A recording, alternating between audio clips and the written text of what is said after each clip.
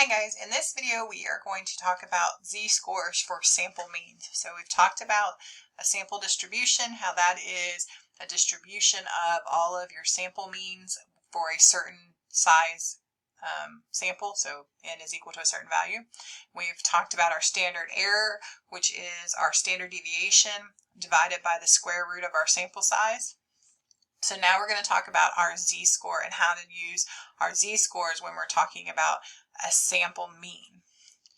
So let's start off by just talking about the formula for our z-scores. So the formula for our z-score for sample means is m, which is the mean of my samples, minus mu, which is the population mean, divided by the standard error. And I just wanted to make sure you remember that the standard error is, again, the standard deviation of the population divided by the square root of the sample size.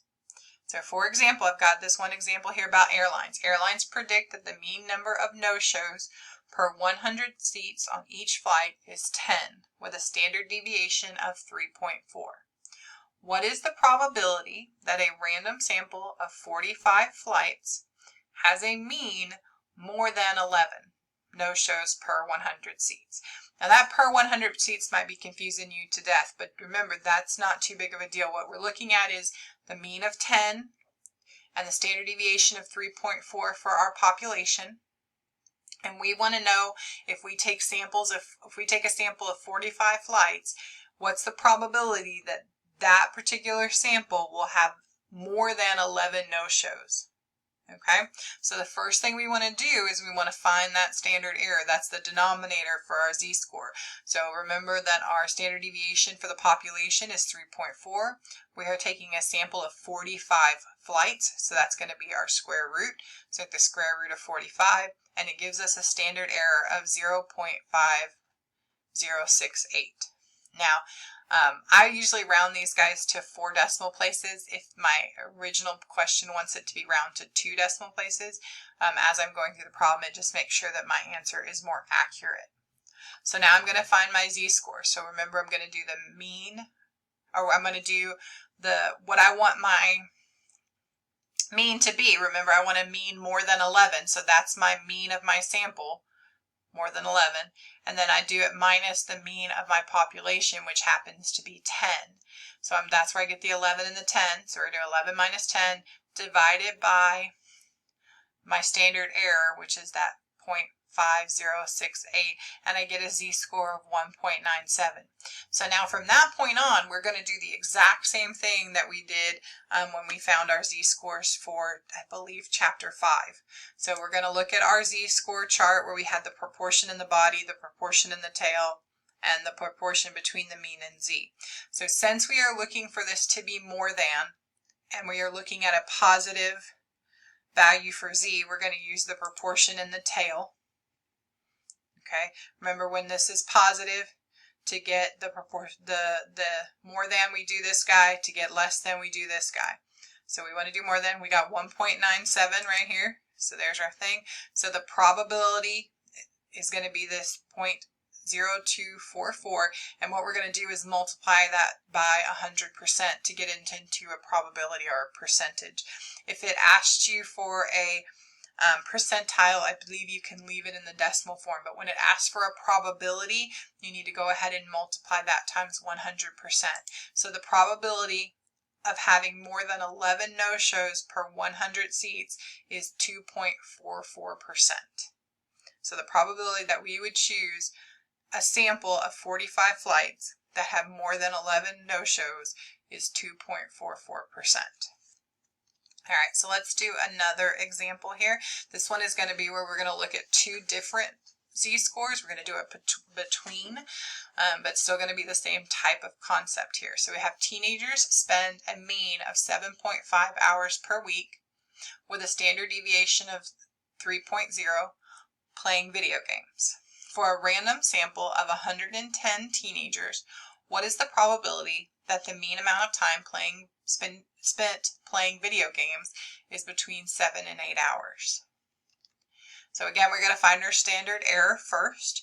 So we're going to do our standard deviation, which is 3. That's our population standard deviation, divided by the sample size, which is 110. So we're doing the square root of 110, and we end up with 0.286. So now what we have to do is we have to find the z-score for the two different values here. We have the 7 hours and the 8 hours because we want to know the between. So we have 7 minus the 7.5 hours that the population mean is over our standard error, and we get negative 1.75. We do the same thing for 8. So for 8 hours, we have 8 minus 7.5 divided by our standard error, 0.286. And that's going to give us a positive 1.75. Now, since these two values are exactly opposite of each other, we get to use column D, and all we have to do is double whatever the value is in column D. Now, this doesn't work the same way if they are not the same exact number, like they're not both 1.75, one negative, one positive. But if they are, we can use the column D to do this. So what we're going to do is we're just going to take that value in column D, the 0.4599, and you're going to multiply that by 2. So 0.4599 times 2 is going to give us 0.9198. And again, because we want it in a probability, we want to multiply that times 100%, and we would get 91.98. So we would be able to say that the probability of randomly choosing a sample of teenagers and they play video games between 7 and 8 hours is 91.98% chance. So if we choose 110 teenagers, there's a 91.98% chance that they will be playing video games on average between 7 and 8 hours. So now we're going to go the opposite way. So now we're going to find the sample mean given the z-score. Actually, and even this one, we're not even going to be given the z-score. We're going to have to figure that one out as well. But we're going to find what the mean would be. So again, we're still talking about our teenagers that are spending 7.5 hours per week on video games with a standard deviation of 3. We're still going to talk about 110 teenagers. But we want to determine the range of values that would be expected for a sample mean of 80%.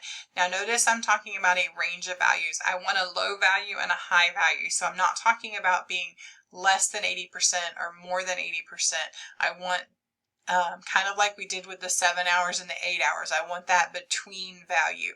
So when we look in our chart to figure out what our z-score is for this, we have to use our column D. But what we have to do is we have to divide that 80% in half, which would be 40%. Okay, so we want to find 0.400 in our column D. Now notice that we have 3 values here that are fairly close.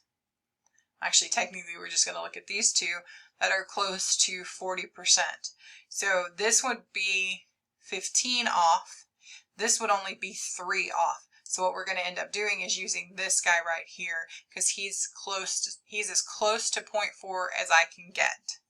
So that means that my z-score I'm going to use is going to be this 1.28.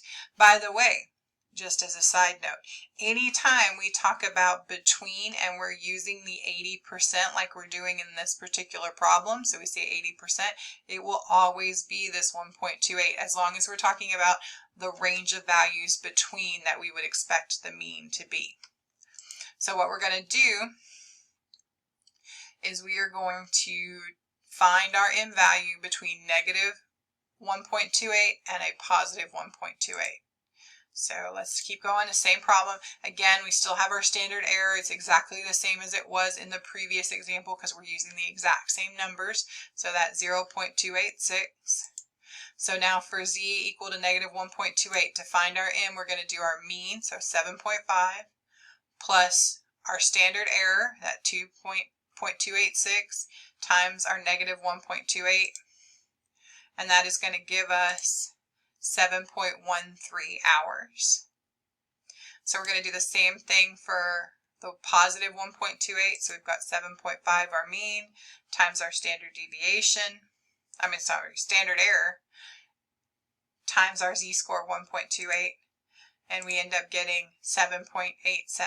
So that means 80% of our sample means should fall between an average of 7.13 hours and 7.87 hours playing video games if we're selecting a random 110 teenagers.